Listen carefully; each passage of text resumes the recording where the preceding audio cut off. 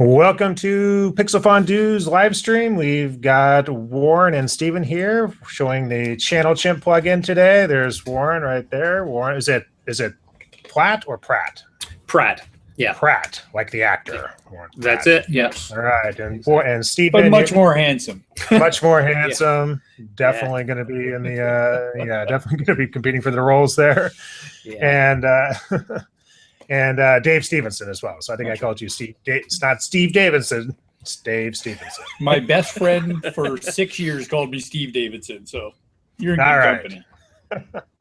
That's all right. My last name is Leuenberger. My nickname growing up was always Lou or Louie. And by the time I got to college, everybody just called me that for so many years. Nobody knew my name was Greg anymore, but people thought my name was Lou Leuenberger or Louie Leuenberger, which was like I had cruel parents or something. Yeah. So, all right. So before we get into Channel Chip, I just wanted to mention last week, I think we talked about the Lego contest on Pixel Fondue. That is going to be live now. So Lego contest is up. The page is there. Announcements have gone out to Foundry forums and Slack and Skype and Facebook. And if anybody out there uses Discord, whatever that is, I hear tell there's a MODO Discord group. So feel free to post that there. You can win this Pixar teapot, which I thought that was kind of funny. That is actually a photo that Yazan took. It looks so much like a 3D render. I think we sort of flipped the script on that. He's getting a render realistic photo. But yeah, so Lego battle, we want to see a lot of mayhem, a lot of dismemberment, a lot of that type of stuff. So that is up and live. Send your images to contact@pixelfondue.com and subject line, I think just put Lego battle or something along that lines. We will see it. Okay, so let's go back to Channel Chip here now. So you guys, why don't we just let you guys introduce yourselves, kind of give us your background in 3D, how you got to this point, what you've been working on lately, and then we'll sort of delve into the specifics of Channel Chimp. Sure. Yeah. So Dave and I have been business partners for 25 years.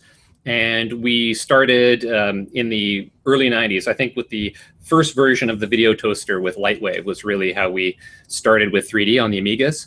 And then, we're the old timers. You can't tell Dave looks so much younger, but I did that too. Except I couldn't afford a toaster, so I had to wait for the unboxed version. And, that's good to hear. So that was starting with that, and we were working a lot in doing commercials, industrials. We started specializing more and more in sort of engineering projects. So we were writing a lot of software. I mean, in those days, it was pretty early for 3D stuff. So whenever we would hit something that we needed, we would code it and add it in. We kind of became known for that, but did some interesting projects. We're in Ottawa, Canada, so this is the capital, and there's a lot of government stuff here, military, things like that. So that was where we spent the first few years. NRCs. Yeah, National Research Council here as well. So are you, going back to coding, are you guys self-taught with coding? Are you computer scientists who got into animation, or? Grade 11 on a PET Commodore computer. That's my formal teaching. So. Yeah. So I took university courses and things in programming, but my degree is in film production. So and Dave comes through music side. So we started with basically a video production company, and just became more and more involved in the 3D side and writing our own tools as well. So by the late 90s, we were doing a lot more development work in 3D, and so we started got involved with the toy industry, and we've worked with Hasbro. One of our first games that we did, we shifted sort of into doing game production, and the first one we did was with Toys R Us, a game called Jeffrey Goes to the Fair in 1998. And after that, we did several projects for other toy companies, Graco Children's Products, Hasbro, did some toy development stuff. So we're pretty heavily involved still to this day in the toy industry, and we do development projects on the business side, as well as helping with toy development and content for that side of things. So, and the most recent sort of entertainment product that we released was this is the first product we'd released that we haven't worked with the toy company to distribute, but we released a children's game for iOS called Jeremy Goes to the Fair, and that was a remake of the original game we made, the first game for Toys R Us, this time without their mascot, Jeffrey Giraffe. And we released that a couple years ago. And that was mainly because my daughter was in love with the original PC game from 1998. And she said, why can't I play this on my iPad? So we said, okay, well, I guess we gotta redo it and bring it up to date, you know? Well, that must be nice. Instead of building a rocking horse, you built an iOS game. Exactly. Yeah, like Brian Vowles, he's doing Robot Attack for his kids, and you know, I guess the project we did was that one. So Google Robot Attack or head over to the Foundry forums if you haven't seen that. Brian Vowles, great animator, taking, I don't know, probably 2 years out of his life to create this thing for his kids, who absolutely do not appreciate it, I'm sure, right now. But they will, Brian. They will appreciate this when they get older. They definitely will. So that's great to hear. All right, so let's see here. So that's sort of the background. And I think just speaking to somebody from, again, like I learned a program way back on a Atari 800 back in the day. But since then have forgotten more than I ever knew and no longer code. So I think you're in a position where when you can code your own tools, I think a lot of animators and content creators are really wish they had that other aspect to their skill set. So basically what I'm saying is I'm jealous that you're able to do that.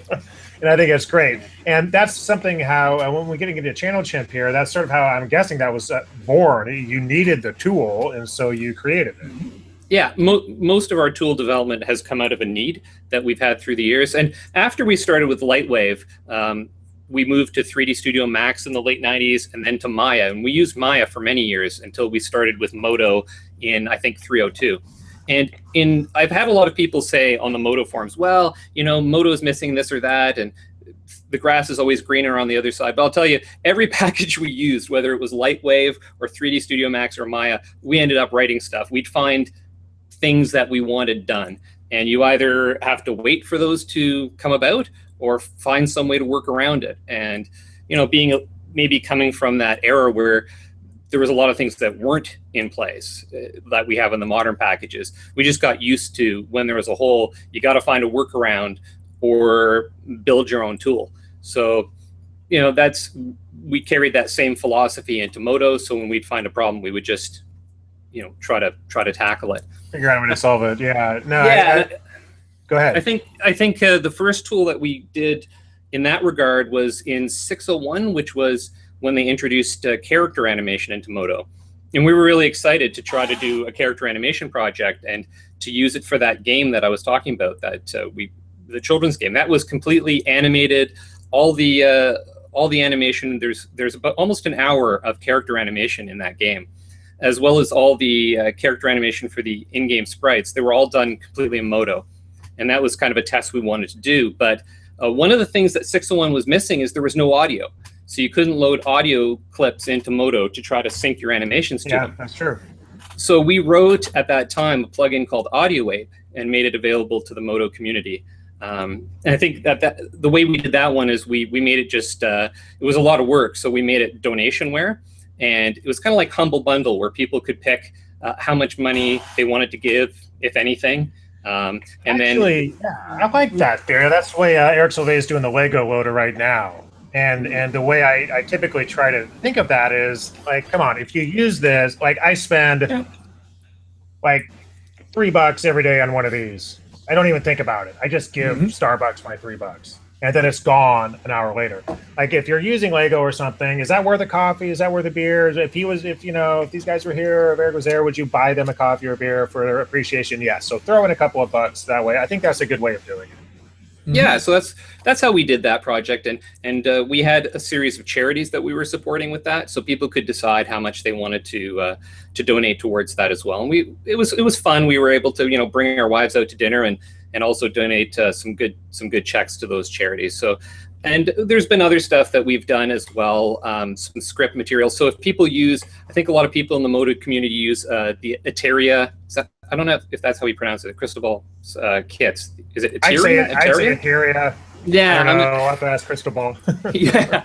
So, but he has one called the Weight Kit, which a lot of people rely on for mirroring weights and copying weights and stuff in MODO. And that kit actually uses a C++ plugin that we wrote under the hood. So Cristobal put the interface on it, but if people are using that, that's also using some of the stuff that we've developed. But things like that, through the years, we've just given to anyone who wants to use it. We haven't even tried to sell it, but yeah, this is, by the way, this is Eteria, and it is eteriastudios.com, and there's a full MODO. There's a ton of stuff here. I've done a couple of videos on some of these, just as a quick aside. I cannot live without quick locators or superliners. I literally cannot live without those. So head over there if you want to see some good stuff. Going back over here, let's get back to Warren here. Yeah, well, sure. I agree. I mean, the stuff is great, and I use it regularly, and he does a fantastic job of organizing the material and producing the icons and stuff for it. So it's really well done. So before we jump into the specifics of Channel Chimp, Phil Stofford had a question, and he's essentially asking, like, the MODO SDK has gathered a reputation for being a bit difficult sometimes. And did you guys bump into anything in particular that impacted your development of Channel Chimp or any of these, or Audio Ape or any of these other programs you've developed in-house? Or is it something you've been able to overcome, fairly easily? I find that with the SDK, there's some abstraction involved there that you have to get over before it's easy to understand. So what does abstraction mean for the non-programmers out there? Okay, sorry. So in MODO, if you want to create a sphere, you press the button that looks like a sphere, right? Yes. And then you grab your sculpt tool and you sculpt.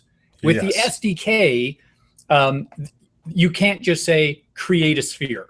Okay. There are other things that you have to get across. There are things called visitors in C++ that are a great way under the hood to work, but they take a little bit of understanding an abstract concept. So rather than me say, I want these 5 points, now move them, I have to create a visitor that visits the object that accumulates the points, then I can move them.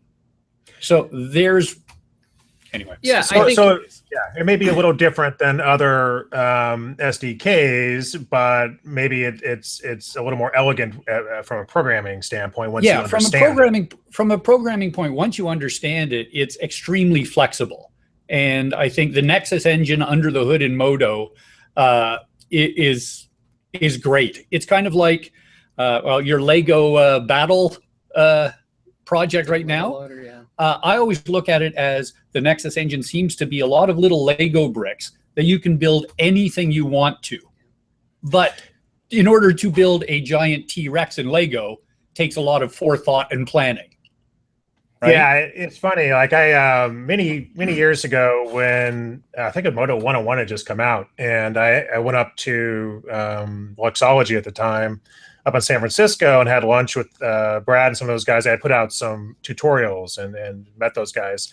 And I was talking to Alan Hastings at lunch, and I as a former Lightwave user, so I had asked him, here's a little bit of dirt on like breakup. I had asked Alan, like, what's going to happen with Lightwave now that you and Stuart's really the guys who built the program left? And he said, well, there's in good hands. I know the guys who are over there. And but he did say something to the effect of he felt bad for the person who is going to have to go through Stuart's stuff, because Stuart's stuff, he said, is incredibly, I think he said elegant was the word he said from a coding standpoint, but it's not going to be easy for them to understand. And Stuart himself is an interesting guy, and he's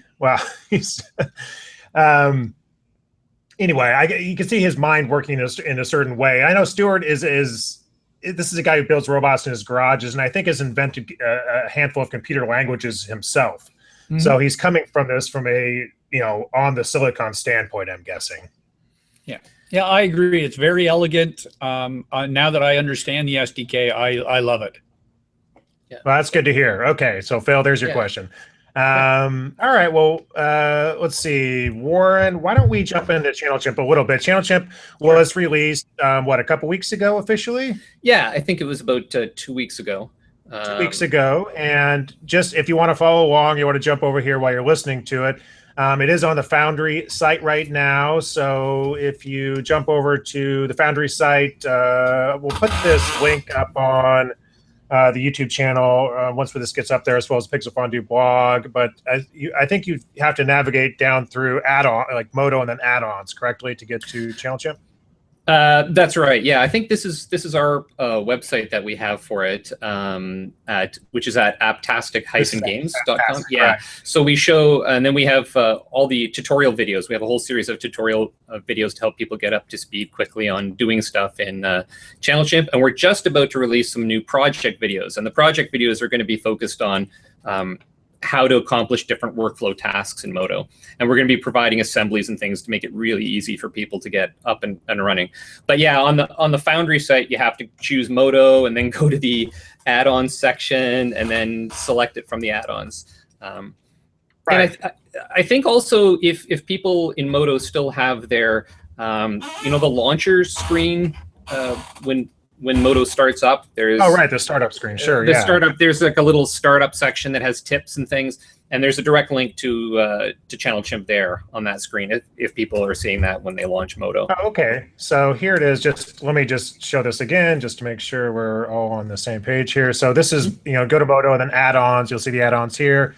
Channel Chimp will be in there, and this is where right now you can buy it, but it will eventually be purchasable from other places as well, correct?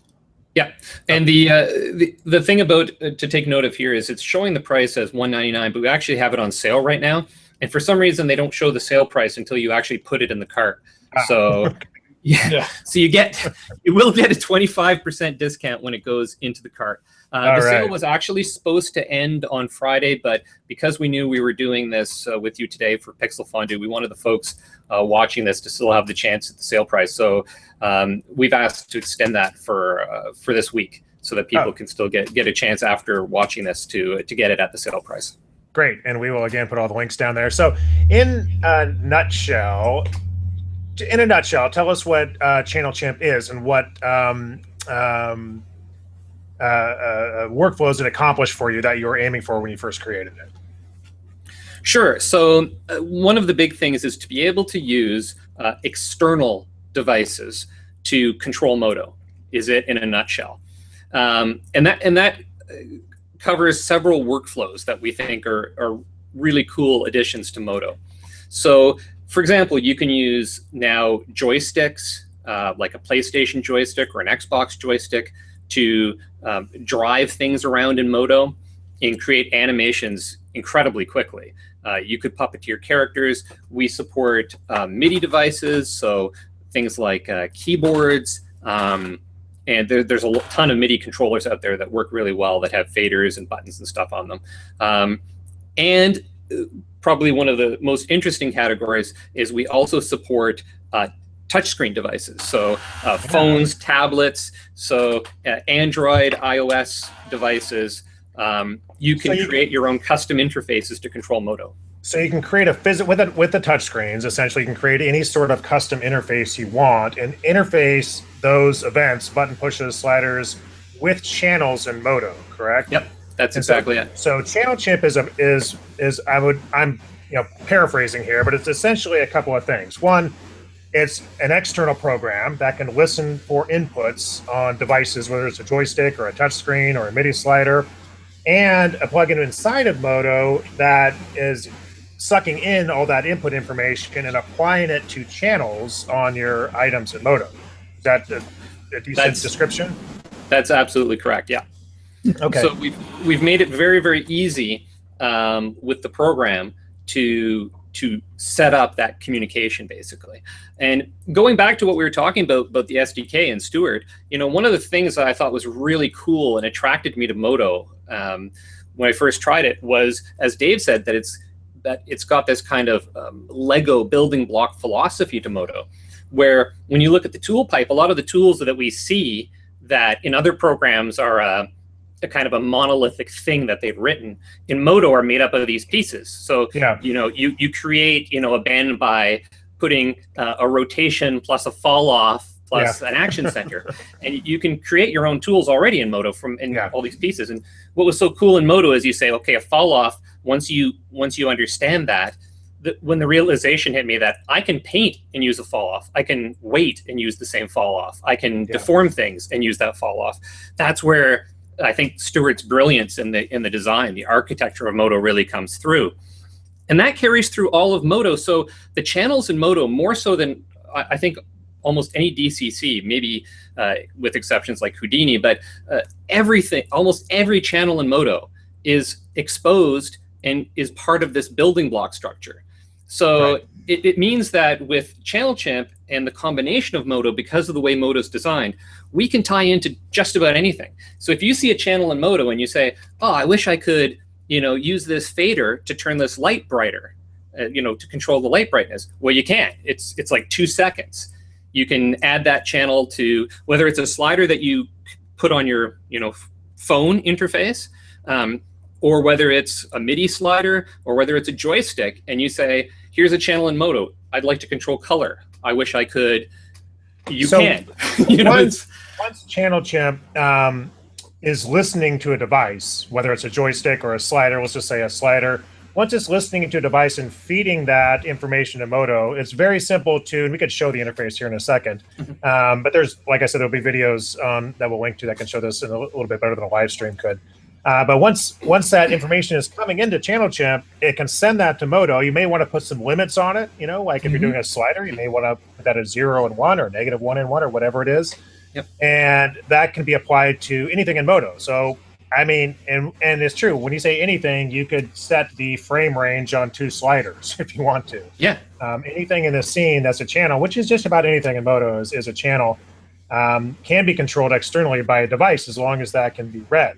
And let's think about some of the different types of devices that can be read. And we're not just talking about, you have sliders, and you have buttons, and you have touch screens. That seems sort of obvious. But you also have interesting things like the gyroscope in a cell phone, correct? Yep. Yep, absolutely. Yeah. So, and that's what that's how John Knoll has put up some videos of things that he's done, and one is with the gyroscope, so that as his camera moves around, as someone in MODO knows, it's fairly easy to make a smooth camera move. Yeah. But if you want to make it look more realistic, you can spend a few hours putting in points to make the camera jiggle a little bit, and then you go, oh, that's a little off. It's too much jiggle. And then it takes another few hours to smooth that out, where, as John showed with his gyroscope, it's easy enough for the camera to follow the path, and then just add a little bit of almost like a steady cam effect. Yeah, so there is like a handheld effect. Yeah, so there is a really cool video. Again, we'll link to this as well. John Knoll, of course, of ILM Star Wars fame, did create a really cool animation. And it looks like it's a rendered animation. Actually, MODO's advanced viewport is just being used. Going down the classic opening hallway in Star Wars of the Rebel blockade runner. Blockade runner, is that what it is? Blockade runner. I think so, yeah. Going down the blockade runner. But again, he's using his cell phone just to add realistic camera motion. And when I looked at that, my thought was, I do a lot of product animations at Sabertooth. And yes, it gets a little stale with the ultra smooth, typical zoom in, zoom out, rotate. I would like to add a handheld movement just to come into my products and go like this and send that over to there. I think my clients would appreciate that as a sort of an alternative view of just the really sort of stale computer animation that everybody's used to. Yeah. And the neat thing is too, like, as you said, you could probably do it by hand, but it would take you quite a while. And then if it wasn't quite right, then you either get rid of it and start over again. The neat thing with doing it with the gyroscope is you go, let's try that, play it back. Yeah, don't like that. Do it again. Oh, that's what I like. And so you can try, a dozen different takes of it in 5 minutes. There's another, so this is another just bit of inspiration here. So we're talking about doing that, and I'm going to share my screen here again. There is, for instance, let's take a look at this. This is the PlayStation Move. Have you guys used this for anything at all? Years ago with our PlayStation. Yeah, I haven't tried it yet. With the PlayStation. So here's my thought on this, is just as somebody, again, who does, so for instance, I do a lot of medical animations. Okay. And oftentimes there is something shaped just like that going into some part of the body that I have to animate by hand. It's a huge pain. Yeah. I'd love to just be able to pick this thing up, record my animation. Because they're just channels in MODO, you could bake it down, you could smooth it out. In fact, I think I have a Pixel Fondue. I believe I have a video about some hidden commands in MODO that allows you to reduce keyframes and do some things like that. And so I look at Channel Chimp and I say, okay, I could use this. I also see something like this. This is the tangent ripple. Mm-hmm. So I do, we do a number of, actually I don't do a whole lot of myself, but we do a bit of color correction here. We have DaVinci as Sabertooth, and also myself, I use Lumetri and Adobe After Effects. And I'm thinking about getting this. This is only a $300 panel. That's not that much. Mm-hmm. And if you're already using it for After Effects, wouldn't it be nice to bring this into MODO? So when I look at this, I think, okay, I'm going to talk to Adam O'Hearn over at Mechanicolor and say, I want you to upgrade your lighting and rendering plugins to work with Channel Chimp so I can adjust light values and colors from this control pad here. The whole idea behind these types of surfaces is, whether it's color correction or using a phone or whatever, is you're keeping your eyes on the output, right? So I'm watching this in real time. You're not like looking at a hue slider, then looking back at your image, and looking at the light color, looking back at your image. You're not animating and looking at a graph and then playing it back and looking up at it. You're just looking at it as it's going in real time over and over again. So that being said, can somebody like Adam use Channel Chimp to get in there and hook up to it for his own sort of development? Will it listen to scripts or plugins or something like that? Yeah, so we have the capability in Chimp as well to send script commands. So you can already use Channel Chimp to trigger any command in MODO, and you can send values to it. So we're talking about, like, a lot of people use Seneca Menard's scripts. You can trigger those right now using Channel Chimp. If people are using, personally, I love William Vaughn's Hatchet collection that he released. It's a fantastic set of tools. And I'm actually working on a video right now showing specifically how to use Hatchet with Channel Chimp. And it's basically, you know, I've got a series of buttons, and you just trigger the Hatchet command in MODO, then you go over to Channel Chimp and just select it from a dropdown. You're done. And now that button is linked up. And the cool thing is, too, once you've got stuff set up in Channel Chimp, that you don't have to have Channel Chimp like window open or anything. The window that's, once you've got that all set up, you can minimize it. Now you're just working full screen in MODO, and you're using whatever device, whether it's, you can create your own buttons and sliders on a touchpad or your phone, or whether it's a dedicated surface like you're talking about, of a MIDI device or another control surface. Once you got that set up, now it just works seamlessly with MODO. Same thing with Adam's. Sorry, just to follow up, I'm also doing a video about Adam O'Hearn's Replay.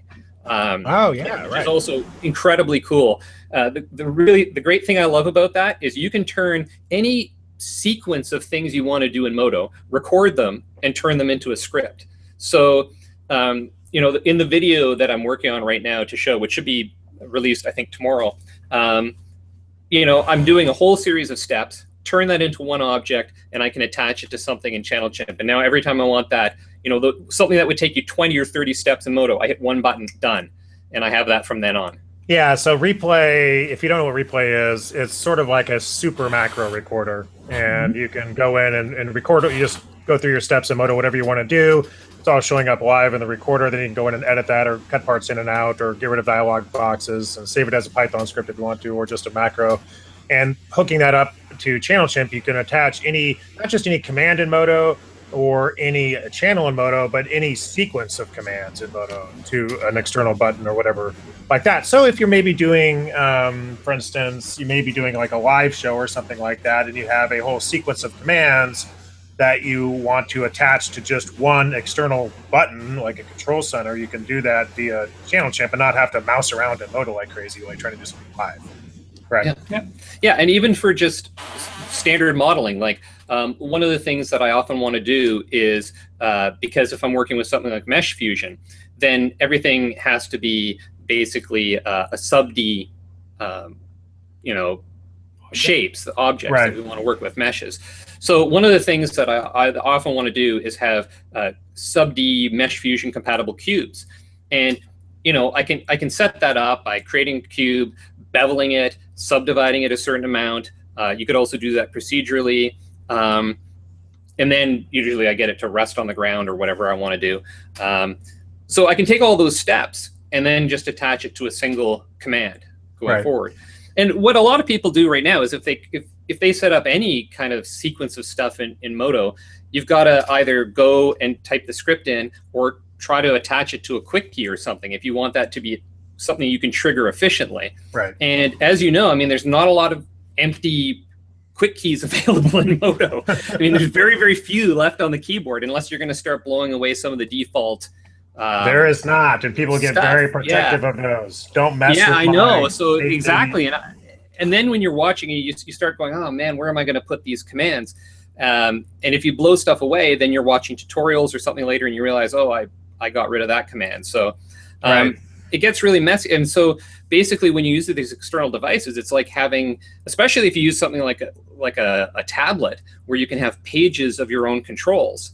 Then you have an infinite number of basically quick keys at its basic level. But I mean, as opposed to quick keys, we can also attach things to sliders, so you can change values and things like that. So it's like you were saying with the control surfaces, Greg. I think you mentioned in the previous live stream I was watching, you were talking about Blackmagic and all their control surfaces that they sell. Very and I mean, cool. the reason that colorists and stuff use that is because once you can do all that stuff with a keyboard and mouse or whatever. But it's just once you start using those type of surfaces, it's so much more efficient. Here, I'll show you. Like even this is pretty. This is one of the things that we've been playing with. It's just this little tiny MIDI thing made by Akai, and you know I can get these off Amazon for $89 or something. And it's got a series of these sliders and a whole ton of buttons, and you can color code them and stuff. And even just these set of sliders, if I attach that to my lighting, then instead of going from light to light and adjusting, I can adjust them all relative to each other in a few seconds on the fly.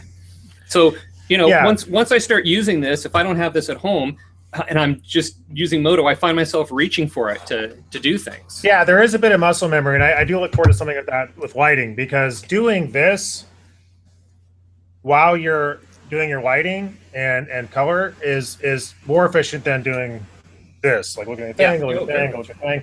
And so I think that's great. And so that's like $100. So that's not much in there. So I think what one thing I think people are going to be interested in knowing is everybody has a phone, right? Everybody has a phone. So everybody has at least one input device at their desk already.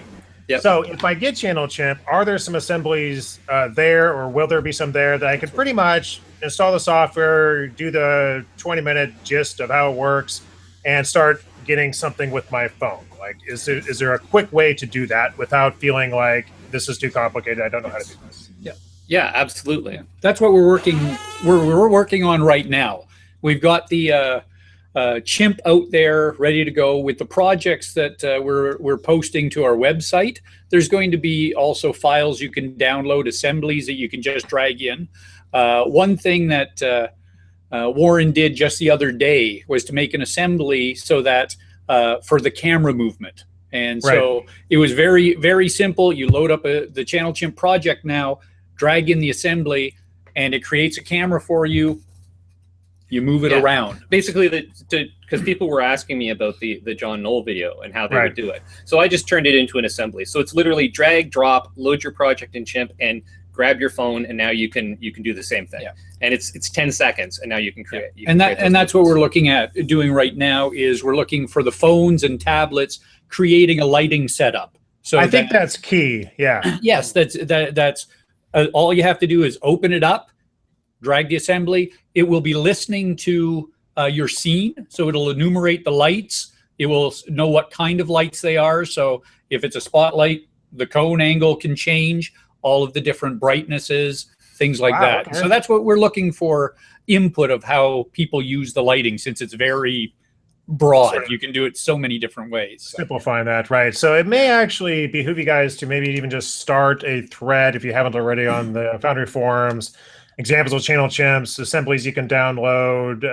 Other people may come up with their own assemblies, I'm guessing, that they would want to throw up there for other people to use, stuff like that. So I do have another question, and this is, I I don't know if this is within the realm of channel chimp or not, but I look at room yes, scale. it is. Yes, it is. So I look at some like a room scale VR hardware like the Vive, where you have not just trackers. They have individual trackers now, or they will, that you can just put it on an object. So you can take like my coffee cup, and I can put a Vive tracker on there, and the beacons will follow that around. Also, you've got the handles, kind of like the PlayStation Move things I showed earlier. Are those theoretically usable as spitting out information that Channel Chimp can suck in and throw into MODO? Yes, we've architected this so that all of the different input devices are really just almost a plug-in. So as long as we can get input in, then we can massage it to get into MODO the way we need it to. So we've done experiments right now with a Kinect, the Microsoft Kinect 3D. Yeah. The biggest challenge with all of that is just understanding what the information coming in is and how to massage it to get into MODO. With the Kinect, for example, I get 3D points in space, which we have to convert over to, if you're using a character, joint rotations. But then trying to get 28 joint rotations in a user-friendly way is where we're working on packaging things up. Yeah. So but we are interested in knowing too, feedback from folks, that if there's a specific device, because right now there's 3 main protocols that Chimp currently supports. One is HID, so that's human interface devices, and most joysticks have HID drivers or support HID right out of the box. Like the one I use a lot is just the PlayStation joysticks, because they're inexpensive and they're great for creating animations, like driving a vehicle around, doing a camera if you want to walk through a game level and see it from a character navigation point of view. If you want to trigger animations on a character, then it's a good device, especially for driving vehicles. And these are human interface device that are supported right out of the box on Windows and Mac. Some other joysticks, you might have to get a driver on Windows that's a HID driver. But that's a big spectrum of devices. Then we support MIDI. And like that thing I showed earlier, the Akai, there's a ton of MIDI devices. I mean, that's just one of them. There's literally dozens and dozens of different MIDI control surfaces. And then the third protocol we support is called OSC, which stands for Open Sound Control, which sounds like it's an audio thing, but it's actually used by touch screen devices. Like that's how we send the information from Android and iOS. But there's a lot of other physical devices and drivers available that use OSC protocol as well. So, sometimes when we look at a specific device, if someone says, hey, is there any way to get this into Channel Chimp? Even right now, without us doing anything, in some cases, yes, if you do a Google search and you find for this specific device that somebody's written a MIDI or an OSC protocol for it, or a HID protocol driver, then you're good to go. It'll be seen in Channel Chimp. But there's obviously going to be devices that are, there is no standard protocol that they use. And certainly some of the VR stuff and AR stuff are using their own protocol. So in that case, what we're interested in is if people say, hey, we really wish that Channel Chimp could support input from this particular VR controller or whatever. If we get enough input from people that are interested in that, then that's something that we can explore adding as another protocol that Chimp understands how to convert.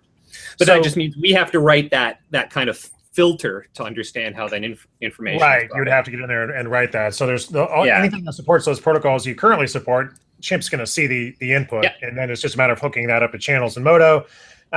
So I see this like just out of the box. Like if you want handheld camera animation, or you want to play with that, or use your touchscreen interface, just right out of the box, that's something you just get it and do, because everybody has a phone. Most people probably have, at least most people who do this stuff, probably have a joystick laying around too, or a Xbox controller, or a PlayStation controller. And again, that one's just kind of right out of the box, right? You already have an assembly set up for a joystick controller. Or no? Yes, for the camera. For the camera, right. So it's not right. That was sort of that was awkwardly phrased question, because it's the controller has to be controlling something. So the assembly for the controller is going to be controlling the camera, which is an obvious thing. But also, so setting up a controller for, let's say, a car, you may do set up the the joystick, the axle rotations within some boundaries on the left, right on our joystick or something like that. Yeah, so we actually have a special feature that we built into Channel Chimp. We called it a camera, but you can use it for not only moving a camera around a scene, like a walkthrough or whatever, but also for steering vehicles around. And the reason is, if you take something and you move it around in MODO, and you want that thing to point a certain direction, so you're pretending you're driving a car and you move it, then you'll notice that your X, Y, and Z transforms all are moving. Like as you're moving on a diagonal, they're all moving. If it's a plane that's moving up on a diagonal, all those are changing, and all your rotations are changing. So it's not if you're not doing absolute movement, saying I'm moving this X from here to here, if you're trying to drive like a car, you have to, it's like a game engine where you have to figure out what all those channels are doing based on which direction I'm trying to drive. Right. Because you're thinking when you're using the controller about forward, back, left, and right. Yeah. MODO's thinking in X, Y, Z. Right. That's why we put the camera in. It's really just a thing to change from forward, back, left, right, up, down to where am I in space. Yeah, so basically what Channel Chimp's doing in that case is as you're using your joystick or whatever to drive your car forward and steer, we're keeping track of where that position is and figuring out how to turn that into MODO transform channels. Right. So this all sounds complicated. It's like super easy. Basically what it boils down to is in Channel Chimp you say add this type of steering control. You grab your joystick and say, I want to go forward with this stick. I want to turn with this stick. And you click one button on your object in MODO. Like you choose your camera, for example, right click on the channel and say, connect to Chimp, you're done. You can now steer around your scene. And what we haven't talked about, which is another big feature of Channel Chimp, is we can record your animations in Channel Chimp and then send those as keys to MODO. So this was never something possible in MODO before, that you can play your scene. And I can play my scene, so I can say, okay, from frame 0 to 400, play that timeline in MODO, and I can drive my car through that scene. And there can be other stuff I've animated in the scene, and I'm now driving the car through the animated scene in MODO in real time, and it's recording all this. And when you're done, and you say, and it'll record multiple takes. So as it goes from frame 0 to 300, and it loops through that 3 times. You can try 3 different takes of how you want to drive the car. Pick your take, play it back to watch it. Pick your take, say key in MODO, done. You've done your animation, and now you can massage your keys, do whatever you want in MODO. So Channel Chimp is essentially, let's say you have 0 to 300 frames. You have a terrain. You have some boulders falling from the sky, and you hit play in MODO. The boulders start falling. You can start driving the car. Channel Chimp is recording the keyframes if you want to keep them as a take. And then once you hit 300, you're like, okay, that sucked. I went off the screen or I got hit by a boulder. You loops again. You do it again. After the 4th or 5th time, you're like, I like that one the best. You pick the one you want, or maybe you want number 3 way back when. And then Channel Chimp will then write those frames to MODO. Write the keyframes.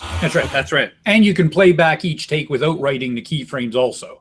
So you can look at it again after you're finished. Oh, you can play back each one without. Oh, okay. So you can go and review everything you've done and say, okay, that's the best one. So again, if you're doing walkthroughs, or it's like an architectural walkthrough, seems to make sense to me.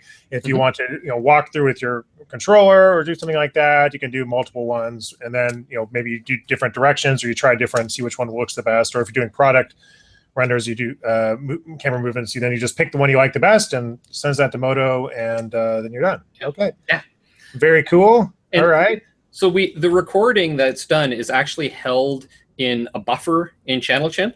The reason I bring that up is so that if MODO's timeline isn't playing back in real time.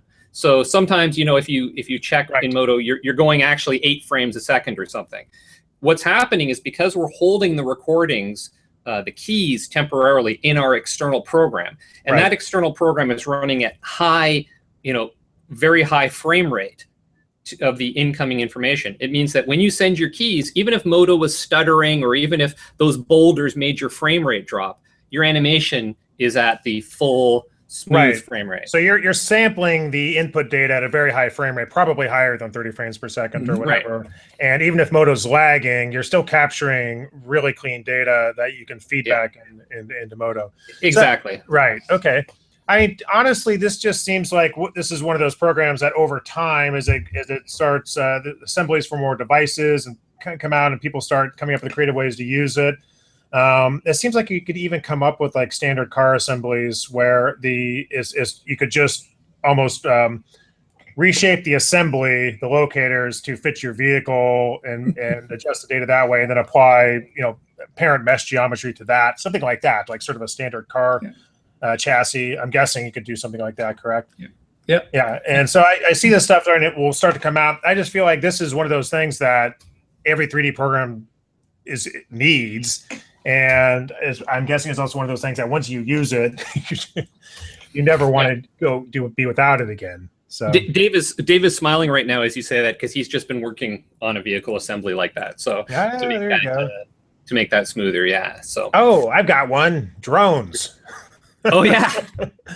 Maybe there's a way to get a gyroscope out of a drone or something like that. I don't know. Yeah. Those are all Wi-Fi connected, right? They could send data. Yeah, I mean, the funny thing is how many times I've looked at something and said, that'd be cool to use as an input device, and then you go and you Google and you find somebody out there has converted this right into MIDI or OSC. I mean, the other day I was looking at audio stuff, because another thing that you can do with Chimp, because you can hook it up to MIDI, like you can play MIDI instruments and have MoGraph type animations being triggered by audio. But I said to myself, well, what if I have some pre-recorded audio and I want to change those into notes? And how hard would that be to then drive this animation test I want to do in MODO? And I thought, well, and then I Google, and sure enough, there's a guy who's written a thing, and you just download it, and now it converts your audio into MIDI notes, and you can just drive your scene through Chimp. So that's really cool. And there's probably a ton of songs out there. So if you want to animate your whatever to Another One Bites the Dust, you could probably get the MIDI file for it, send it to your whatever Pistons in MODO. Yeah, I mean, there was I don't know if you remember, Greg, years ago there was a guy who did a really cool animation called it was like Dubstep Dispute or something, with these robots that were awesome. That was really cool. Yeah. It was really fun, of these robots, and they would it was like this dubstep music, and the robots would light up and shake to the different sounds. And I remember him talking about the time of animating that, and I was thinking, man, that would be so fast with Chimp. Incredibly easy to do that kind of thing now. So yeah, let me try and find that thing. Droid Dubstep or something. That was a great I think it was called animation. Dubstep Dispute is what it was. Dispute, Dispute, I'll have to find that. So that's really cool. Yeah, the drone thing is sort of it might be interesting. Those, they just announced a drone. I think it was $500. It's about the size of an iPhone now. And being able, if you're doing like a landscape animation or something like that, or if you're doing ArchViz with building-sized models instead of the interior of a house, being able to record a drone flight and feed that into an actual camera would be really interesting. Well, one of the things that John Knoll shows in some of his videos, it's another feature that we haven't talked about yet, is you can also animate with Chimp, feeding that information into simulations. So you can have particle emitters, for example, that are based on the external controls that you're putting in. We've had things where we move around, touch your finger on the iPad and swoosh it around, and that moves the particle emitter around. And you can create these really cool motion graphic things to in sync with audio with it. But John was using it to create simulations that were actual physics dynamic simulations, where he's using a joystick to dock an Apollo module in space, which is really cool. I mean, it does take a little bit of rigging to do the type of stuff he's doing, but if you wanted to do more sort of more abstract motion graph type of stuff, that's really easy to do. And you don't even have to really get into the rigging. You just take your particle emitter, right click on the channel, say connect to Chimp, you're done. And then you can control how that particle emits and how it moves. So it makes it really easy to do some pretty cool animations that would be otherwise very time consuming, especially as Dave had said earlier, if you want to get something very organic looking. Well, honestly, like here's another, this probably has a HID driver, but this is my Wacom tablet.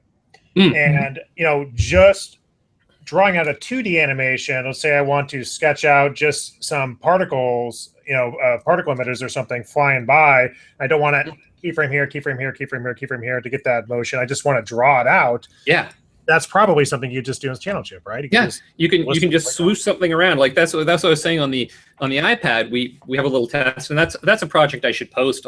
That's easy because I've already got it. I should do that in the next few days. But yeah, it's super quick. Like if I was to show this end to end, starting from scratch in MODO and setting it all up yourself, it's like 2 minutes, and you can have it so that you can swish your finger around on your phone or your tablet and move the particle emitters in MODO and emit those particles in whatever pattern you want, record it, key it, done. A couple minutes, you're done a full I think animation. that's really the key is people want to be able to just jump in and do it and not have to be worried that, oh God, I'm going to forget how I did this. I'm going to have to jump in and read the instructions, and it's going to take a half hour or so. You know, in this day and age, people just want to like load it up, do it. They want the Vaughn in 60 seconds YouTube video and how to do it. Maybe he could do some William get a new job. He could do some channel chip stuff. But I'm really excited for this. I you know, the type of stuff I can think of a ton of different uses for it. In fact, I just saw a cool piece of hardware yesterday that I thought would maybe be cool. That is maybe Stream Deck. Is this showing here? This was Pixel Fondue stuff showing up at the bottom. This is again, it's just a control panel. See that? Oh, okay. And again, so you can have icons that give you a heads up of, you know, it's a little, this is only like $100, I think. So it's a little more than the MIDI panel, but you get an icon so you don't have to remember what button does what. Yeah. Obviously, I'm sure this can go. It probably has a hit or something like that, or at least can send a command. That anyway, just another thought in terms of. Yeah, I haven't seen that one before. We'll have to check it out because that does look pretty cool. Yeah, even doing things like popping up the schematic or something like that. Maybe nice just to like hit a button. And as you said, Greg, like especially for folks using a tablet or people working on a Cintiq, where screen real estate is also something to keep in mind. And if you're working with a really nice layout like Zen, which keeps everything really clean, it's kind of cool to have all these functions that you can trigger on an external screen or an external device. So you can have your phone, your tablet there beside you and be able to trigger all these things, or something like you're showing like that, like Stream Deck. And I think if people get used to that and give it a shot, they're going to find it's going to really accelerate their workflow. Even if you're not interested in animation, even if you're just modeling, and you start using things like, Williams Hatchet Collection and Replay and Channel Chimp, I think people would find a big boost to their workflow and their productivity with this. And we're really interested in seeing all the different stuff. We've been hearing from a few people with some really cool ideas of things they want to do. I mean, one guy I was talking to the other day, he's building his own, using an Arduino board, he's building his own puppeteering kit so he can have like Muppet type puppeteering with it, which is really cool. There's some really neat stuff that's going on that people are trying, and we're really interested in seeing all the neat stuff that people are going to get up to with this. There may be some mannequins with sensors on that you can just sort of bend and pose, almost for like a stop motion sort of animation. Yeah. Something like that. So, and again, somebody had asked, looking at the chat stream, is any chance of this working in Linux? Right now, we're just Windows and Mac. So you are Windows and Mac though, so it is going to work. Windows and Macs, yeah. Okay. And unfortunately, like I'm going to be doing most of the project videos on Windows. Thus far, all of our tutorials were done on Mac, and that was because the Windows capture software, when I would use it with the video window, for some reason it seemed to hate my Blackmagic box that was producing the video, and it just ground the video to a very slow frame rate. So I've bought some better software on the Windows side, and hopefully now I'll have to record the camera maybe separately. But I want to show more Windows because the Windows side works really beautifully. Well, I'm guessing there's more human interface stuff for Windows. Yeah, there's probably more support of things on the Windows side more devices than there are for the Mac. But I mean, there's a ton of stuff that works, great on Mac as well. Right. But, what was that Mac thing that came out a couple of years ago? It's the little sensor where it can read your hand movements. That sits. Is that the Leap? Called? Yeah, it was like Leap. Was the Leap? I think it was called Leap. Yeah, I haven't played with that one yet, but that might be interesting. I have no idea if it has the type of API that connects automatically or not. But that would be interesting. Leap. I guess what it's called. I think somebody brought up the Leap, and they were saying that there are some. I mean, the one thing about the Leap is there was a whole bunch of hobbyist maker type community around that. Right. So I would be very surprised if there isn't out of the box MIDI and OSC drivers that you can find to do stuff with the Leap. I don't know specifically what it would be useful for, but it'd be cool to play with it. Yeah, again, I have no idea. I've always thought the demos look pretty cool. So let's think. Okay, so I think we're coming up at about an hour here. I think what we need to do is make sure we get all these links in the podcast after we get it up. We'll have links on YouTube and also Pixel Fondue. I think we need to link to the John Knoll stuff. Let's link to a Channel Chimp site as well as the Foundry page, because there is a special going on now. And let's see if we can get. I know I'm going to be spending some time this week working with. You kind of have to send me the Channel Chimp plugin, and I want to take a look and try some camera animation with it as well. It just seems like a no-brainer if you do car animation or vehicle animation or walkthrough animation or any sort of want to adjust your camera animation. I'm really also excited to see if Adam and William and those guys come up with some way to use Channel Chimp and incorporate it into the types of plugins they use. Is there anything that we left out you want to get in, Warren? Yeah, I think just one quick thing I wanted to mention is I think when some folks have watched John Knoll's videos, they get a little intimidated by looking at the big schematic of the stuff he's doing, because he's doing some pretty complex rigging. I just wanted to point out that, I mean, that's not necessary at all. I mean, it's definitely there. I mean, you can do it. If you're John Knoll and you want to hook up a really realistic Apollo sim, you can do it in Channel Chimp. But what we've also done is we've provided an interface, so you can just right-click on any channel in MODO, and the right-click pop-up menu comes up, and there's Channel Chimp, connect to a channel, and you just choose your channel that you've set up. Channel Chimp. So in Channel Chimp, so you don't even have to look at the schematic to rig up channels from Channel Chimp in MODO. So if you're somebody who is schematic phobic or whatever, you can still do tons of stuff with it. And what we need from your viewers too is much like when you pointed out the PlayStation little popsicle and said, I could use this for my medical animations. We need people to go to the MODO forums and let us know how they think it would be useful for them. That way we can set up projects, assemblies that make it much quicker for them. So. That sounds good. I totally agree. And I think this is the type of thing the MODO community usually rallies behind. Let's see if I've got, I'm just going to show that Channel Chimp dealie here with my, the right click if I can really quick. I'm sorry, I'm looking at MODO right now. No problem. I do. So let me do a screen share real quick. I don't know if it might be a little bit faster on my screen. Do you see MODO here?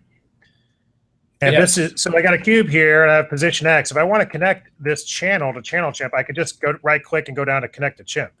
Yep, that's right. You got it. Boom, you're connected. So if I have a slide, if Chimp is looking at a slider on a MIDI board or whatever, I've now connected that to Chimp. It's that easy. I don't have to jump to the schematic and go all John Knoll on everybody, right? Exactly. That you've got it. I also wanted to, I think it was a great idea that you brought up, Greg, about starting a thread. I'm going to do that since we're just about to post some of our first projects. Like we talked about showing how to easily do the gyroscope. We're going to show how to use it with Hatchet and with Replay. And I'm going to start that thread, as you suggested, and just start posting in these little videos as we do these projects. And then if we can get feedback from the community, as Dave mentioned, about the kind of stuff they want to see, then that'll guide me in what kind of projects we produce in future and producing the assemblies and the things so it becomes more out of the box to do whatever they want to do really quickly. Yeah, and keep in mind, you're just reading, at the end of the day, you have a bunch of animated channels in MODO. So you can use the After Effects exporter and put that camera in After Effects if you want to. So one of the things I used to do to get realistic camera motion, this is how ridiculous the links we had to do before this stuff is, I would draw a little black dot on the wall. and I'd take a camera or my phone or whatever and stand back, and I'd record the dot, and I'd sort of go like this while I'm recording the dot. And then I'd go and I'd track the dot in After Effects in 2D and then invert that motion and apply it to my scene to get that sort of motion. Yeah. You don't have to do that anymore. You literally just take your camera and go, I don't like that, it's too much. Try it again. Yeah, it's a little better. I got it. Boom, got it. And if you want that in After Effects, you can spit it over to After Effects. You can spit it over to Maya. You can spit it over to Max. You can spit it over to whatever. They're just channels in MODO. So this is, even if MODO is just an auxiliary program they use for modeling, you can record this stuff in MODO and get it over to Maya or whatever else. Absolutely, yeah, and it's really fun when you do things like the camera, because it's like you're in your MODO scene. You know, you're the cameraman in your own scene, which is really cool. And then when you play it back, either with other animations or with a simulation, it becomes even cooler because you're sort of in that environment. And it's really fun to be able to record that. All right. Well, let's get definitely get all the links up, and I'm going to put up some samples probably next week, or maybe, let's see, what is today? Tuesday? I might have time this week. I want to get in there and do some samples on Pixel Fondue as well. And thanks, guys, for jumping in. Good to hear some old lightwave Amiga, Commodore. Yeah. You guys are my age. It's funny. Yeah. It's in this industry, if you're over 40, 45, you're an old man. You are. Well, I know. Yeah. Well, thanks so much for having us today, Greg. Really appreciate it. And we're loving the stuff that you guys are doing on Pixel Fondue. So it's a very, very cool site. Yeah, absolutely. So, all right, you guys are up in Canada, so I will let you go. Pixel Fondue, remember, we do have the Lego contest. I'll link that up everywhere. And we'll get this live stream up quickly and with a blog post with links to everything. And I'll collaborate with you guys on getting the right links up there. So I think that's it. Thanks a lot, guys, and I will catch you later. All right. We are out. Bye. Bye.